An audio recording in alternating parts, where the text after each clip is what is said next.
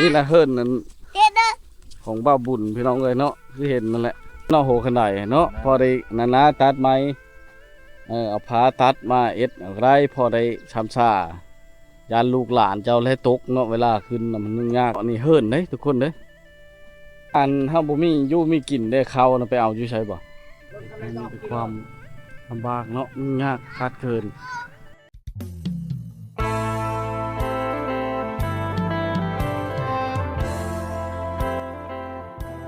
พี่น้องปองปาย FC เหมือนทุกคนนะขอต้อนรับเข้าสู่ช่องวิถีชีวิตคนไทยบ้านพี่น้องวิดีโอนี้เฮาก็มาขึ้นเขาเบาบุญเนาะเขาบ่ฮู้ว่าเราอยู่หรือบ่พี่น้องสิเอาตะปูมาให้นะจำนวนครึ่งโลนะจำนวนนึงนะน้องเอ้ยเดี๋ยวมาติดตามชมกันเพราะว่ามามื้อก่อนนั้นเราบ่มีคันไดเนาะเนื่องจากขึ้นฮ้อนบ่มีตะปูตอกมื้อนี้ก็เอาตะปูจำนวนนึงเนาะน้องตะปูจำนวนนึงนะเพิ่มมามันเท่าทุกให้แก่เขาเนาะให้แก่เขาเจ้าเนาะภาพบรรยากาศวันนี้ยามเช้าพี่น้องประมาณ8 โมงนะเนาะเดี๋ยวเรามาติดตามมาชมน้ำกันเนาะ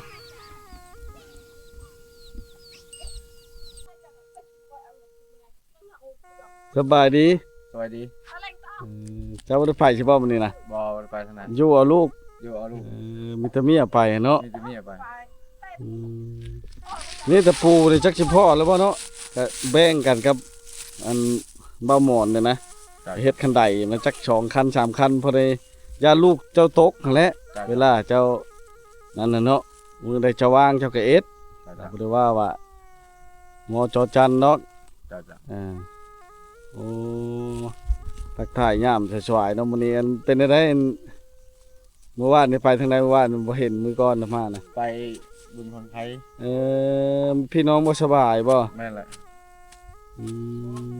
พี่น้องเนาะไก่บ่ไปย่างไปบ่หรือขี่รถไทยขี่ไปน้ำมู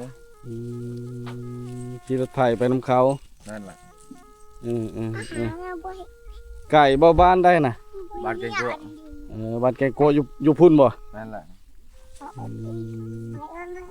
นี่แหละเนาะอันจาก2 คนก็ได้เฮ็ดเวียกผู้นึงเนาะผู้นึงพญาลุเชเป็นกันไปเนาะโอ้ยได้ช่างก็กินมื้อเช้าเนี่ยไปกินแกงหน่อไม้กินแกงหน่อไม้ไปหามื้อวานบ่แม่นแหละไก่ขึ้นเฮิรนเจ้าเลยนะมันบ่ไปไล่ลงบ่นี่แหละเฮิรนนั้นของบ้าบุญพี่น้องเลยเนาะที่เห็นนั่นแหละ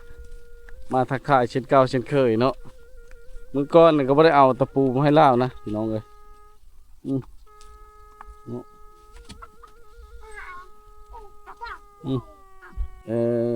เนาะไก่เนี่ยมันขึ้นไปยังล่ะคือว่าเข้าก็บ่ได้มีมันขึ้นเจาะเข้าบ่ขึ้นหากินก็มีเนาะโหก็บ่มีนี่แหละเจ้าจะเหมาะดอลเลอร์เจ้าก็เอ็ดเนาะโหขนาดเนาะพอได้นาตัดไม้เอาผ้าตัดมาเอ็ดอะไรพอได้ชำชายานลูกหลานเจ้าและตกเนาะเวลาขึ้นมันยุ่งยากเด้ขึ้นใช่ไหมนี่เขาขึ้นยากเนาะว่ามันบ่มีชาวเด้ยานลูกเจ้าตกแล้วบางเธอเจ้านั่นก็เอาไม้คันก็ได้นี่ก็มันก็ใหญ่เติบได้คันเฮ็ดดีๆเนาะเห็นอะไรพี่น้องเอ้ยเฮิรนแล้วเนาะนี่เฮิรนเด้ทุกคนเด้เนาะแม่นบ่เฮิรนเจ้าละว่าเนี่ยแม่นน่ะพี่น้องเฮิรนเบาหมอนเนาะเห็นสภาพครอบครัวของเราก็ได้เวลาเฮาบ่มีอยู่มีกินได้เข้านะไปเอาอยู่ใช่บ่ไม่คอนำพะเทาพุ่นแหละไปขอน้ำพี่น้องนั่นแหละขอน้ำพะเทาอยู่บ้านได้พะเทาจ้ะนะพูนบ้านสูงโน่นสูงไปทางใดน่ะพูนทางสิโปนโน่นสูงทางเชโปนคือสิไก่ขนาดบัดไปเฮ็ดไปจังได๋ซะย่างไปบ่รถไทยเขาชื่อน้ำมันใช้รถไทยเขาเลยยืมรถไทยเขาเลยไปนั่นแหละย่ำขมักมาได้นั่นแหละ เฮ็ดสิได้มาเนาะอืมลูกชายบ่พนันเป็นนี่หลานบ่ได้ตกได้แล้วเอ้ย อันนี้ลูกชายอันนี้ร้าน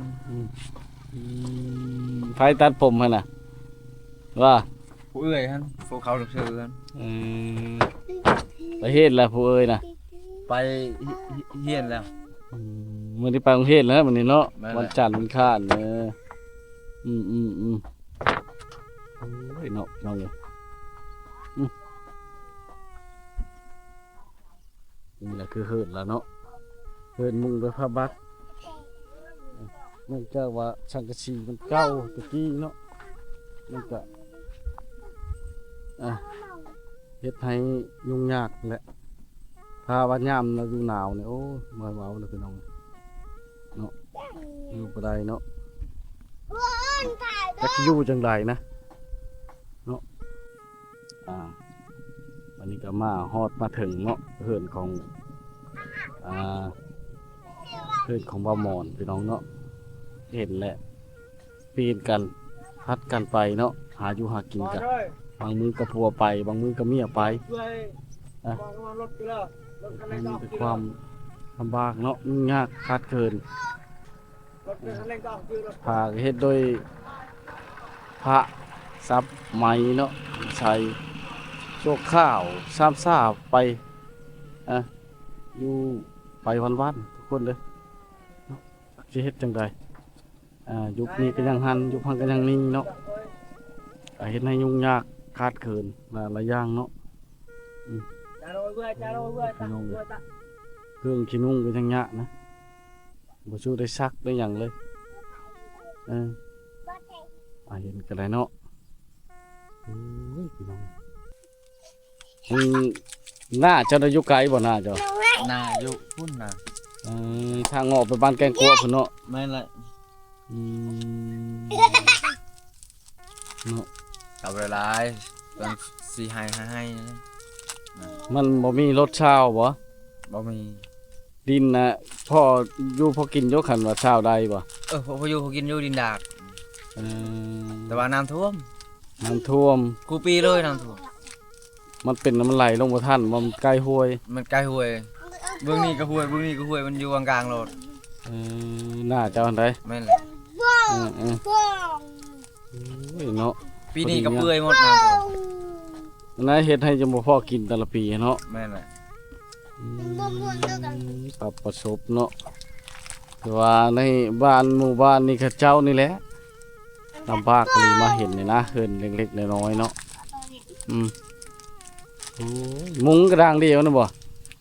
แม่นแหละ ดางเดียวนะมุงกะ จ้า เนาะอยู่กินจังได้เสียแต่ละมื้อน่ะ ห้าเพื่อนบ้านแล้วห้ากินโดยธรรมชาตินะ น่าใช้เอาน้ำบ่น่ะเปล่าน้ำกินนี่ใช่น่ะ น้ำสาง ไก่เด้อบ่ ใบไก่ในนานี่ น้ำกินอะไรเป็นน้ำช้างบาดาลเท่านี้บ่ แม่นบ่น้ำสางในน้ำตกนี่ งอกเอาโงมเอา แม่นแหละ น้ำกินอะไรบ่ได้ต้มกินบ่ บ่ เอามาแล้วกินธรรมชาติรส กินธรรมชาติแล้ว จมบ่ได้ไปใช่เนาะย่างน้ำลูกน้ำหลานเนาะ แม่นแหละ โอ้เมียเจ้าบ่อยู่มื้อนี้เนาะ บ่อยู่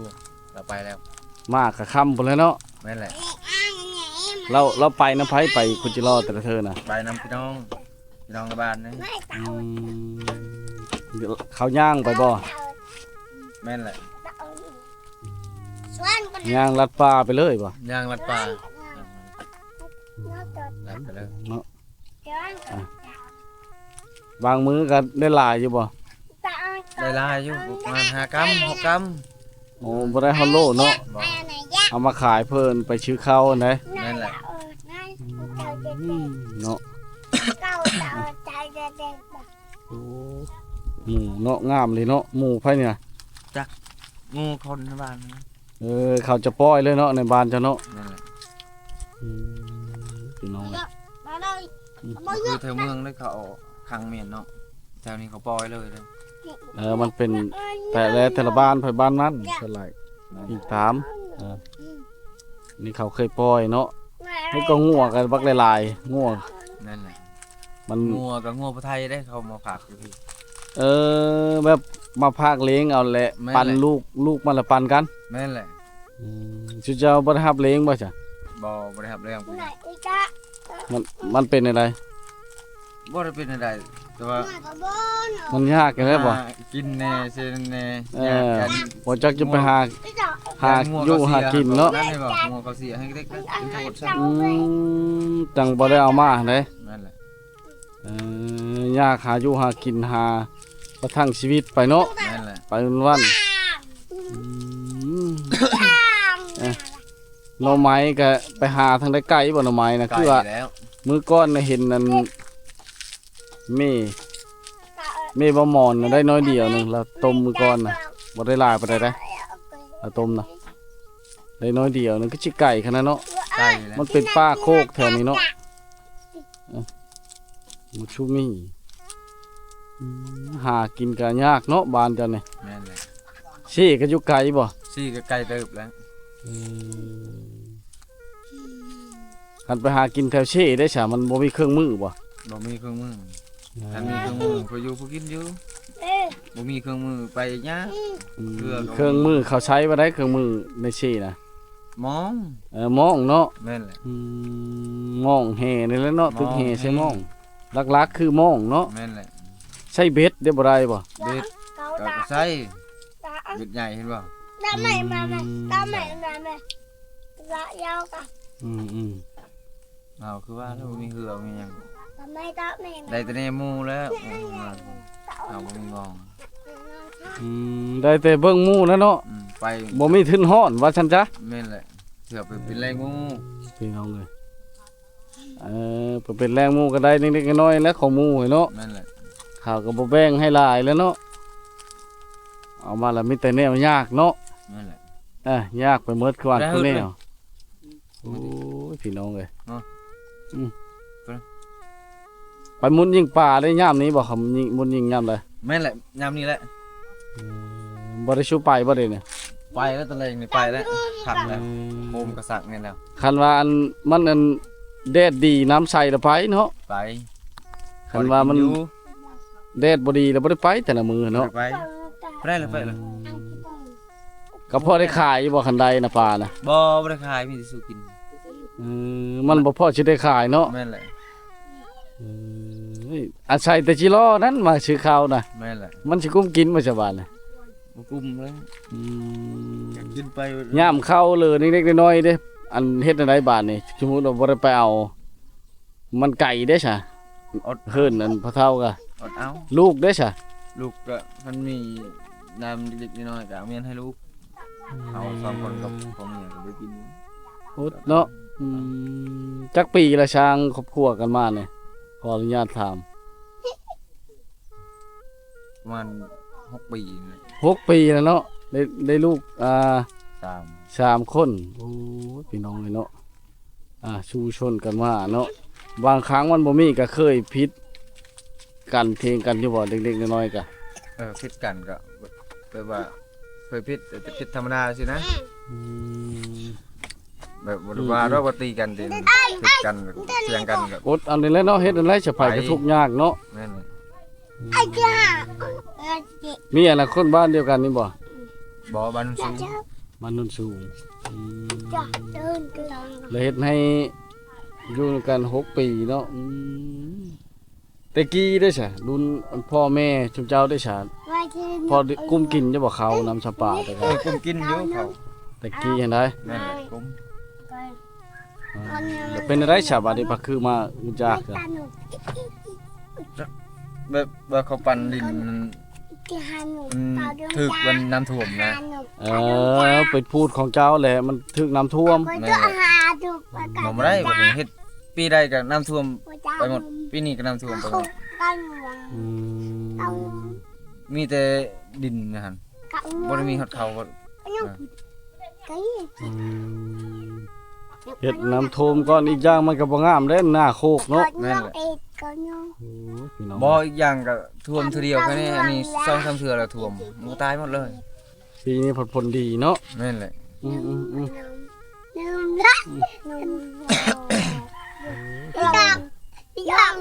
มื้อแต่จะวางเลยเจ้าเอิ้นเฮ็ดใช่โคกันได้นะเหมาะวางเลิกก็เฮ็ดโลดเฮ็ดแบบย้ายได้นั่นแหละเฮาเตาะใช่3คันพอดีอยู่เนาะ3คันเนาะ แม่น ไม้ในป่านี่แหละหาตัดเอาเพาะมีอยู่ที่ผาก็พอได้อยู่บ่ผลเข้าๆตัดเอาจมูกแข้งจำขานี่นะพอได้ให้ลูกขึ้นนี่มันขึ้นง่ายไปได้เฮาใกล้ก็ขึ้นบ่ได้อีกนะ สบายดีไปพี่เลยเนี่ย สิเมื่อบ้าน ชิเมอร์บ้านแหละ อนาล่าง ไปทางใดบ้านหน้าล่างน่ะพุ่นบ่ โดย บ้านเขาเมืองเขาชุ่มนี่ดิ จุดชุมตั้งอะไรพุ่นนะ บ่ชุ่มจังได๋ จุดชุมยัง โดย ชุ่มตังวายบ่ชุ่มตังวาย จุดชุมตั้งวาย เขา เอามือได้บ่ซะตั้งวายแล้วพายนะบ่ นี่แหละ บ้านอาล่างบ้านหน้าประชูได้ใกล้บ่กับบ้านอาล่างเจ้าน่ะ บ้านเราไกลเติม กาย คอยมาฮอดแต่บ้านหน้าประชูทางนั้นน่ะผมบ่เคยไปบ้านอาล่างเนาะกำลังชิเมอร์บ้านเนี่ยไปเดินทางปลอดภัยนะบ่อันแปลงรถนะ โดย เช็ครถแปลงรถพี่น้องเลย